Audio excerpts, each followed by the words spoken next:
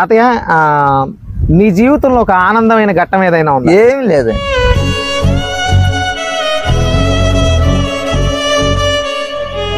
నా కాళ్ళ మీద నేను నిలబడి నేను సంపాదించుకుంటేనే ఒక ముద్ద అన్నం తినగలను. హాయ్ హలో నమస్తే, నేను మీ దుర్గా. అండ్ మన ముందున్నటువంటి ఈ వ్యక్తి గురించి మాట్లాడాల్సి వస్తే సినీ ఇండస్ట్రీకి సంబంధించిన వ్యక్తి కాదు, and at the same time రాజకీయ నాయకుడు కాదు, అండ్ బాగా పేరుగాంచిన వ్యక్తి కూడా కాదు. బట్ ఒక్క మాట అయితే నిజం చెప్తున్నా, ప్రతి ఒక్కరికి గుర్తుండిపోయే వ్యక్తి. నేను ఎందుకు ఈ మాట అన్నానంటే, ఓల్డెన్ డేస్లో ఫర్ ఎగ్జాంపుల్ ఈ సౌండ్ విన్నట్లయితే రాయల్ ఎన్ఫీల్డ్ సౌండ్, ఫలానా రాధాకృష్ణమూర్తి వెళ్తున్నాడు, ఫలానా వెళ్తున్నాడని ఆటోమేటిక్గా మన మైండ్ అనేది మనకి ఒక ఇమేజ్ అయితే ఇచ్చేసేది అనమాట ఒక ఈ సౌండ్ వినంగానే. బట్ ఈ రోజుల్లో ఈ సౌండ్ బేస్ చేసుకుని ఒక మనిషిని గుర్తించడం చాలా కష్టమైపోతుంది, ఎందుకంటే ఈ సౌండ్ ఎక్కడ పడితే అక్కడ వినిపిస్తుంది. ఇప్పుడు ఈ సౌండ్ ఏదైతే ప్లే అవుతుందో ఈ సౌండ్ వినంగానే మా మచిలీపట్నంలో, ఎస్పెషల్లీ మా మచిలీపట్నంలో వెంటనే గుర్తొచ్చే ఒక వ్యక్తి ఎవరైనా ఉన్నారంటే అది తాత మాత్రమే. చిన్న పిల్లోడి నుంచి పెద్దవాళ్ళ వరకు ప్రతి ఒక్కరిని మీరు ఎవరిని అడిగినా ఈ సౌండ్ ఎఫెక్ట్ రాగానే ఆటోమేటిక్గా గుర్తొచ్చే ఒక వ్యక్తి ఈ తాతయ్య. అండ్ తన కాళ్ళ మీదే తను నిలబడుతూ ఏ ఒక్కరి మీద ఇప్పటి వరకు డిపెండ్ అవ్వకుండా తాను నమ్ముకున్న వృత్తిని, చేతి వృత్తి ఏదైతే ఉందో తాను నమ్ముకున్న వృత్తిని జీవనాధారంగా మలుచుకుని తన కాళ్ళని తను నమ్ముకుని బతుకుతున్న ఒక వ్యక్తి ముందు ఈ రోజు మనం కూర్చొని మాట్లాడుతున్నాం. అండ్ నాకైతే చాలా సంతోషంగా ఉంది తాతయ్య. నీకు నిజంగా రెండు చేతులతో నమస్కరించిన తప్పు లేదు, ఎందుకంటే నువ్వు ఈ రోజుల్లో ఈ వయసులో కూడా నువ్వు అంత కష్టపడి ఆ సైకిల్ వేసుకుని అలా బొమ్మలు అమ్ముకుంటూ వస్తున్నా, నాకు చాలా సంతోషంగా ఉంది. అండ్ తాతయ్య మీ గురించి కొన్ని విషయాలు తెలుసుకుందాం అనుకుంటున్నాను. అండ్ మీ గురించి కొన్ని విషయాలు, మీ పేరు, మీ ఊరు, మీరు ఎక్కడ ఉంటారు? మీరు నాది ఎర్రబాబు అండి. నేను పాత రైల్వే స్టేషన్ దగ్గర నేను అక్కడే మా తాతల కాడి నుంచి మేము అక్కడే ఉంటున్నాము. కానీ ఈ మధ్య రైల్వే వాళ్ళు ఇబ్బంది పెట్టేసి ఆ ఇళ్ళని లాగేశారు, కాబట్టి అద్దె ఇళ్ళలో ఉంటున్నాము. ఏదో బతుకు తెరువుకి నేను మా బాబాయ్ దగ్గర నేను చిన్నప్పుడు నేర్చుకున్న ఒక విద్య ఇది. నేను చాలా పనులు చేశాను, తాపి పని చేశాను, 30 కాడి నుంచి తాపి పని చేశాను. కానీ ఆ కష్టం ఇప్పుడు కూడా తప్పలేదు. నా పిల్లల్ని నేను పోషించుకుంటాకి ఇంకా లాస్ట్లో ఇంకా బరువు పని నేనే ఏమి చేయలేకపోతున్నా. నా ఆర్థిక పరిస్థితి జరుగుతుంది కాబట్టి. తాతయ్య మీకు పిల్లలు ఎంతమంది? నాకు 3 ఆడపిల్లలు, 1 బాబు. ఓకే. ఏంటి నాకు ఆర్థిక పరిస్థితి, నేనేదో కాలక్షేపానికి కూర్చొని ఇంట్లో ఉండలేక, కూర్చొని ఉండాలంటే మాకు జీవనం గడవదు. ఇప్పుడు పిల్లలు మీకు ఏమైనా ఆర్థికంగా సపోర్ట్ చేస్తారా? మా ఆడపిల్లలు చేస్తారు. సంతోషం. ఏదో వాళ్ళు వచ్చినప్పుడల్లా ఏదో బియ్యం, చింతపండు అవి వేసి వెళ్తారు. ఇంకా వాళ్ళు వెళ్తున్నారు కదా అని చెప్పి మనం ఇంట్లో కూర్చోవాలన్నా కూడా కూర్చోలేము. ఇప్పుడు మీరు ఈ వృత్తి ఎంతకాలం నుంచి చేస్తున్నారు? ఇప్పుడు మీరు ఒక 60 సంవత్సరాల నుంచి చేస్తున్నారు. 60 సంవత్సరాల నుంచి ఇదే వృత్తి? ఓకే. ఇప్పుడు ఈ బొమ్మల తయారీ కానీ ఏదైనా కానీ మీరు డైరెక్ట్ గా తయారు చేస్తారా? డైరెక్ట్ గా మీ ఓన్ గానే? ఓకే. అది బయట ఎవరు చేసేవాళ్ళు లేదు. దాన్ని బయట ఎడిమెంట్ గా తెచ్చుకొని అమ్ముకుంటా కూడా అవకాశం లేదు. ఓకే. దాన్ని కొలతలు పెట్టి మొత్తం రన్నింగ్ చేసుకోవాల్సిందే. అవి కూడాను. ఎంత దూరం వెళ్తారు సుమారుగా మీరు? నేను కోడూరు దాకా వెళ్తాను. కోడూరు దాకా సైకిల్ వేసుకొని కోడూరు దాకా వెళ్తా. అంటే ఎన్ని కిలోమీటర్లు వెళ్తారు అప్రాక్సిమేట్ గా మీరు? నేను అవునిగడ్డ ఎంత దూరం ఉందో తెలియదు కానీ అవునిగడ్డ నుంచి 13 కిలోమీటర్లు కోడూరు. ఏది ఆ సైకిల్ మీద వెళ్తారా? సైకిల్ మీద. సైకిల్ మీదే ఎంత దూరం వెళ్ళినా సైకిల్ మీద? సైకిల్ మీదే నాది జర్నీ. ఓకే. గూడూరు వెళ్తా, పామర్ వెళ్తా, ఉయ్యూరు వెళ్తా. ఓకే. తర్వాత పెడన, వడ్లమన, నడుపుడు. ఓకే. ఈ చుట్టుపక్కల అన్ని చోట్ల తిరిగి వస్తుంటారు. చుట్టుపక్కల అన్ని చోట్ల మీరు వెళ్తానే ఉంటారు.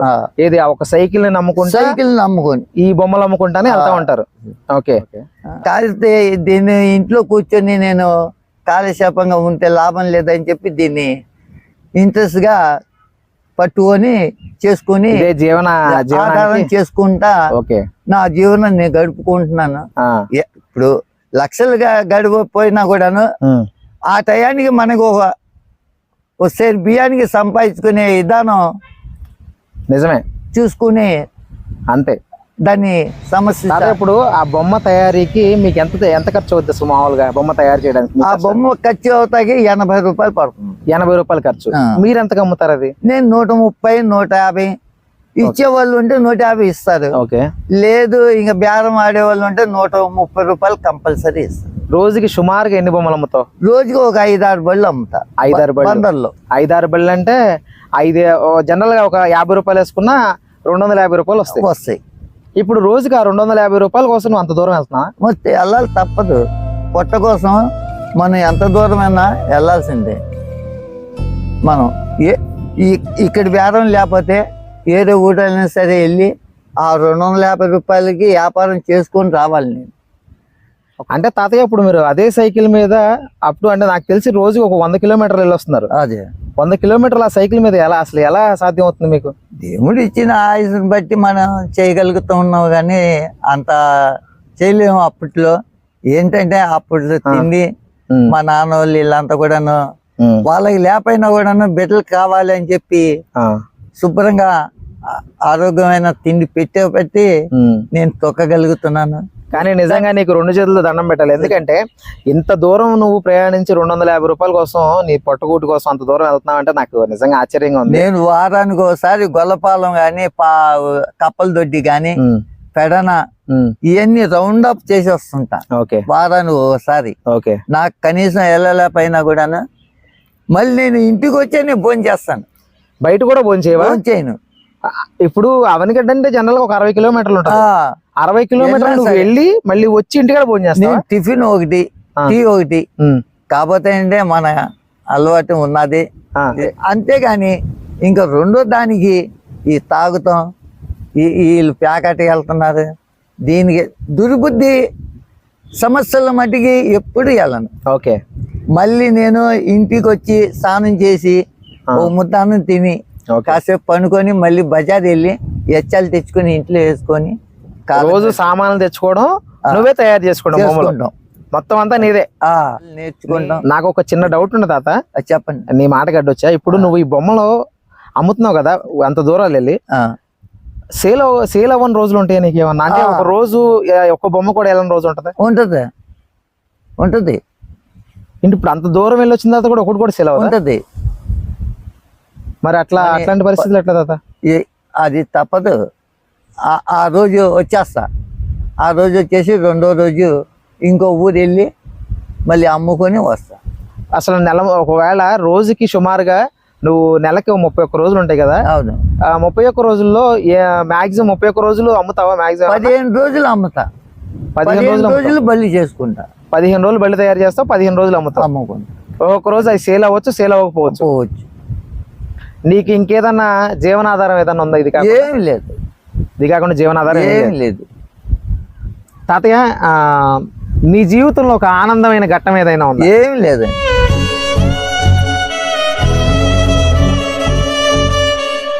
ఈ 11 సంవత్సరాల నుంచి గొడ్డి చాకరీ చేసుకొని పిల్లల్ని కానీ వాళ్ళని అందరినీ, తల్లిదండ్రులని అందరినీ కూడాను పోషించుకుంటూ వచ్చిన జీవితం నాది. ఒక్కో రోజు అసలు ఫస్టే పనుకున్నాడు, దానికి దేవుడే అని చెప్పి అలాగే పనుకునే వాళ్ళు మంచినీళ్ళు తాగేసి కష్టం. అసలు కళ్ళెమ్మట నీళ్లు కూడా వచ్చినాయి మాకు. ఆ జీవితాన్ని ఇంకా నేను మర్చిపోలేను. సుఖం లేదు. పిల్లలు పెద్దోళ్ళు అయ్యి ఒక ఇంటికి వెళ్ళిపోయినా కూడాను కూర్చొని తింటాకి నాకు సుఖం లేదు. ఎందుకంటే తెచ్చిపెట్టే వాళ్ళు ఎవరు లేరు, వచ్చే ఆదాయం లేదు, తల్లిదండ్రులు సంపాదించిన ఆస్తి లేదు, తాతలు ముత్తాతలు సంపాదించిన ఆస్తి లేదు కూర్చొని తింటాకి. నా కాళ్ళ మీద నేను నిలబడి నేను సంపాదించుకుంటేనే ఒక ముద్ద అన్నం తినగలను. ఇప్పుడు నువ్వు కష్టపడుతున్నావు కదా, నీతో పాటు మీ మిస్సెస్ గారు ఏమన్నా నీకు సపోర్ట్ గా ఏమన్నా ఉంటారండి? ఎందుకంటే మేస్టర్ గారి ఇంట్లో పని చేస్తాకి వెళ్తారు. వంట పని అది. వాళ్ళు ఒక 2-5 దాకా ఇస్తారు. అది ఏదో తెచ్చుకొని నేను తెచ్చిన దాంట్లో చూసి అద్దె అవి కట్టుకొని నెల చాలా తెచ్చుకొని ఏదో వేసుకుంటాం. ఏదన్నా తక్కువ పడితే నా పిల్లలు వాళ్ళు వచ్చి ఆదరించి వెళ్తుంటారు. ఆమె లేకపోతే మనం చేయవద్దు, లేకపోతే నేను ఇంతవరకు సహకరించేవాడిని కూడా కాదు. నా కష్టానికి అసలు చెట్టు కిందే నాకు ఉండేది. ఓకే ఆమె తోడు ఉండబట్టే నేను ఈ రోజున అద్దె గుంపలో ఎక్కడైనా సరే ఉండగలుగుతున్నాను. ఓకే నాకు తోడు ఉండబట్టి. తాతయ్య ఇప్పుడు నా డౌట్ ఏంటంటే, ఇప్పుడు మీరు ఈ కళ ఒక 50 ఏళ్ళ నుంచి చేస్తున్నారు కదా, దీని వైపుకి రావడానికి గల కారణం ఏంటి? ఇది ఒక ఇంట్రెస్ట్. ఈ చేతి వర్క్ ప్రతి ఒక్కడు చేయాలని చేస్తలేదండి. ఇప్పుడు ఏంటంటే అంతా కూడా రెడీమేడ్ వస్త్రంలో దీని డిమాండ్ తగ్గింది. అదే రెడీమేడ్ రాకపోతే దీనికి ఇంకా ఎక్కువ వెళ్ళిపోయేది. ఇప్పటికైనా కూడా దీని డిమాండ్ ఏం తగ్గలేదు. ఎందుకంటే హైదరాబాద్ వెళ్ళినా 1 గంట వ్యాపారం నాది. 100 బండి అమ్మొచ్చు. హైదరాబాద్ వెళ్ళినా 100 బండి అమ్మొచ్చు. ఓకే ఏ సిటీలోని ఎక్కడ తిరిగినా కూడాను పొద్దున్న 7ంటికి బయలుదేరితే 12ంటికి 100 బండి అమ్ముకొని వచ్చేది. ఓకే అంత ఇంట్రెస్ట్ అయిన వర్క్ ఇది. ఓకే దీన్ని ఆ వర్క్ చేయాలన్నా కూడా ఇప్పుడు ఈ రోజుల్లో చేసేవాళ్ళు లేరు. ఓకే ఏ కుర్రోడైనా సరే ముసలైనా సరే ఆ ఓపికగా చేయాలన్నా కూడాను చేసే ఓపిక లేదు ఎవరికి కూడా. నువ్వు బొమ్మల తయారు ఎప్పుడు చేస్తావు చెప్పు ఒకసారి, నేను ఇంటికి వచ్చి చూస్తా బొమ్మల తయారు. ఓకేనా? నేను బట్ట రాగానే నేను ఫోన్ చేస్తాను. మీరు వచ్చి 1 గంట సేపు కూర్చుంటే నేను బండి తయారు చేసి మీకు ఇస్తాను. ఓకే ఏ బండి కావాలంటే ఆ బండి నేను తయారు చేసి ఇస్తాను. ఓకే నాకు 2 బండ్లు ఎంత అవుతాయి? 2 బండ్లు నేను తీసుకుంటా. 2 మీకు కావాలంటే నేను చేసి ఇస్తాను. ఎందుకంటే ఈ ఇంటర్వ్యూ మాకు కలుగజేసినందుకు మీకు ధన్యవాదాలు. ఏంటి మాకు సంతోషంగా ఉంది కాబట్టి నేను చేసే విధానంగా నేను చేసి ఇస్తాను. ఆ కళని మీరు ఎంత దూరం పంపించినా నాకు సంతోషంగానే ఉంటుంది. మీరు తెలియపరచాలని చెప్పి నేను కూడా ఇంటర్వ్యూ ఇస్తున్నాను. ఓకే దీన్ని ఆకర్షించే వాళ్ళకి కూడా గౌరవం ఇవ్వాలి. చేతి వృత్తులకి ఇంకా డిమాండ్ పెరగాలని కోరుకుంటున్నాను నేను. అందుకే అసలు ఎక్స్పెషల్లీ నేను ఇష్టపడి నీతో నేను అసలు ఇంటర్వ్యూ చేద్దామని ఎప్పుడు అనుకోవాలా. నా లైఫ్ లో వీడియోస్ చేయడం అంటే చాలా ఇష్టం. ఇంటర్వ్యూ చేస్తానని నేను ఎప్పుడు అనుకోవాలా. ఇంటర్వ్యూ చేయాలని కూడా అసలు ఎప్పుడు మనసులో కూడా రాలా. బట్ నేను 4 ఏళ్ళుగా గమనిస్తున్నాను. నిన్ను 4 ఏళ్ళుగా గమనిస్తూ అసలు ఈ వయసులో కూడా నీ కాళ్ళ మీద నువ్వు నిలబడుతూ ఎవరి మీద డిపెండ్ అవ్వకుండా కష్టపడుతున్నా చూడు, నాకు చాలా సంతోషంగా అనిపించింది. ప్రతిరోజు ఆఫీస్ లో కరెక్ట్గా 3ంటికి 4ంటికి వెళ్తావు. నువ్వు మంచి ఎండలో వెళ్తావు.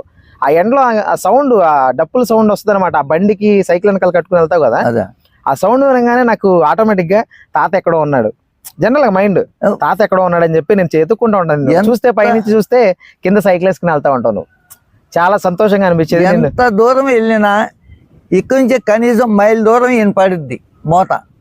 ఆ మైల్ దూరంలో ఫలానా బల్లతను వస్తున్నాడు. అది పిల్లలే ఇంట్లో ఉన్న పిల్లలు కూడా బయటకు వచ్చి ఈ బల్లి వెనకాల పడి చిన్న పిల్లల దగ్గర నుంచి పెద్దోళ్ళ వరకు నీ పేరు తెలియకపోవచ్చు కానీ నీ సౌండ్ వినంగానే, ఆ బళ్ళ సౌండ్ వినంగానే ఆటోమేటిక్ గా తాత వస్తున్నాడు, పలానా తాత. తాత ఎవరో తెలియదు, అంటే తాత పేరు తెలియదు. బట్ ఈ రోజు ఈ వీడియో ద్వారా నువ్వు బయటికి తెలియాలని నేను కోరుకుంటున్నా. తెలుస్తావు ఖచ్చితంగా. అండ్ మంచి రోజులు అయితే నీకైతే వస్తాయి.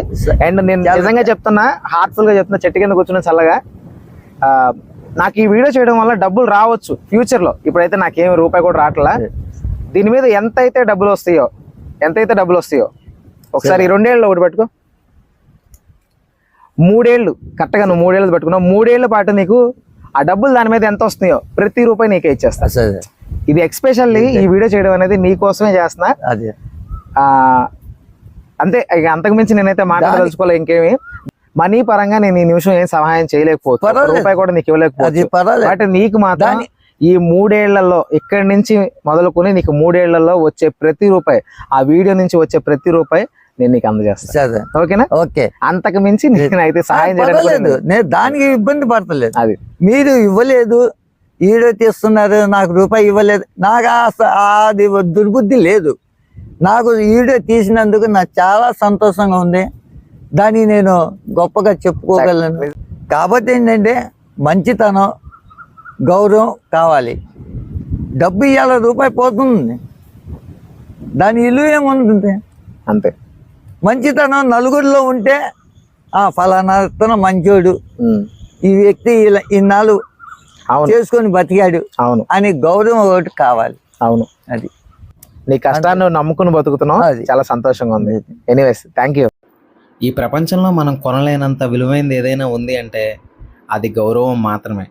ఇలా గౌరవంగా బతికే ప్రతి ఒక్కరికి నా పాదాభివందనాలు.